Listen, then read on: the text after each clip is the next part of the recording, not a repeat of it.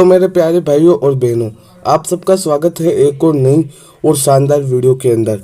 तो आज की इस वीडियो में हम राजस्थान बोर्ड क्लास 10th और 12th के एग्ज़ाम पैटर्न को डिस्कस करेंगे। इससे पहले मैंने आपके एग्ज़ाम पैटर्न पर वीडियो अपलोड कर दी थी, लेकिन बहुत सारे डाउट्स अभी भी आपके बच रहे हैं कि क्या बोर्ड एग्ज़ाम 2023 का पैटर्न रहेगा, एमसीक्यू आएंगे या नहीं आएंगे, एमसीक्यू आएंगे तो कितने आएंगे। तो आपके जितने भी डाउट है उन सभी डाउट्स को मैं आज क्लियर करने की कोशिश करूंगा और मैं आपको बहुत ही आसान शब्दों में आपके बोर्ड एग्ज़ाम 2023 के पैटर्न को समझाऊंगा। तो आपको इस वीडियो को बिल्कुल भी स्किप नहीं करना है। तो चलिए वीडियो शुरू करते हैं। तो यहाँ पर आपके लिए सबके लिए न्यूज आ चुकी है कि बोर्ड परीक्षा 2023 के पाठ्यक्रम और परीक्षा प्रश्न पत्र पैटर्न का मामला आ चुका है। बोर्ड परीक्षा के प्रश्न पत्र और कोर्स में फिर हुआ बदलाव। क्या क्या बदलाव हुए हैं चलिए देखते हैं। राज्य सरकार ने एक बार फिर राजस्थान माध्यमिक शिक्षा बोर्ड की परीक्षाओं के प्रश्न पत्र और कोर्स में बदलाव किया है। इसमें पिछले वर्ष की परीक्षा में 30% कटौती को निरस्त कर 100% पाठ्यक्रम लागू कर दिया है। अब आपके 30% सिलेबस रिड्यूस नहीं होगा, आपको 100% सिलेबस पढ़ना होगा। कितना अन्याय हो रहा है राजस्थान बोर्ड के विद्यार्थियों के साथ। सीबीएसई ने 30% सिलेबस कम कर दिया, लेकिन राजस्थान बोर्ड 30% सिलेबस कम नहीं किया। दरअसल सरकार ने कोविड के मद्देनजर 2022 की बोर्ड परीक्षा में शिक्षा विभाग द्वारा अनुमोदित परीक्षा पैटर्न क्या पैटर्न 40% वस्तुनिष्ठ, 30% अति लघुत्तरात्मक, 30% लघुत्तरात्मक प्रश्न और 30% दीर्घ उत्तरीय व निबंधात्मक प्रश्न के आधार पर परीक्षा कराई गई थी। अब अगले वर्ष 2023 में फिर से परीक्षा में बदलाव किए गए। इस संबंध में सहायक सचिव दीपक सोनी ने आदेश जारी किए हैं।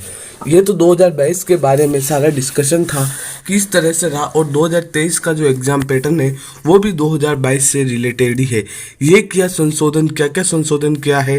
पहला संशोधन ये है कि अब की बार आपको 100% सिलेबस पढ़ना होगा। अब दूसरा संशोधन है वो मोस्ट इम्पोर्टेंट संशोधन है, इसको आपको समझना है जिससे आप अपने एग्ज़ाम पैटर्न को समझ पाएंगे।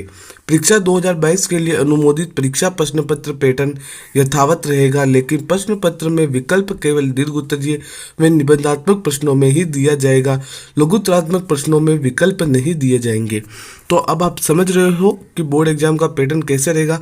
जो 2022 के अंदर बोर्ड एग्जाम का पैटर्न था वो ही 2023 की बोर्ड एग्जाम का पैटर्न रहेगा, लेकिन आपको जो लघुत्तरात्मक प्रश्न होते हैं उनमें आपको विकल्प नहीं मिलेगा।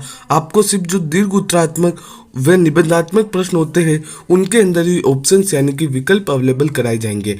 तो अब की बार भी आपके ये एग्जाम पैटर्न रहेगा कि 40% वस्तुनिष्ठ प्रश्न, 30% अति लघुत्तरात्मक और 30% लघुत्तरात्मक और 30% आपके दीर्घ उत्तरीय व निबंधात्मक प्रश्न। एक तरह से हम देखें तो 40% आपके ऑब्जेक्टिव क्वेश्चन और 30% में आप मान लो कि आपके वेरी शॉर्ट और शॉर्ट आ जाएंगे और 30% में आपके निबंधात्मक प्रश्न आ जाएंगे।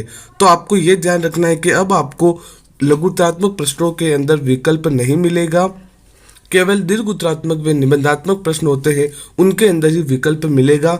इसके साथ ही अब की बार आपके एमसीक्यू भी आएंगे।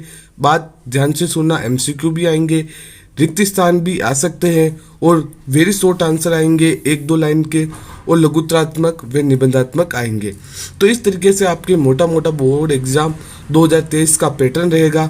मैंने आपको पूरे पैटर्न को आसानी से समझा दिया है। अगर आपको कुछ भी समझ में नहीं आता है तो आप वापस वीडियो को रिवर्स कीजिए और मेरी बातों को अच्छे से सुनिए।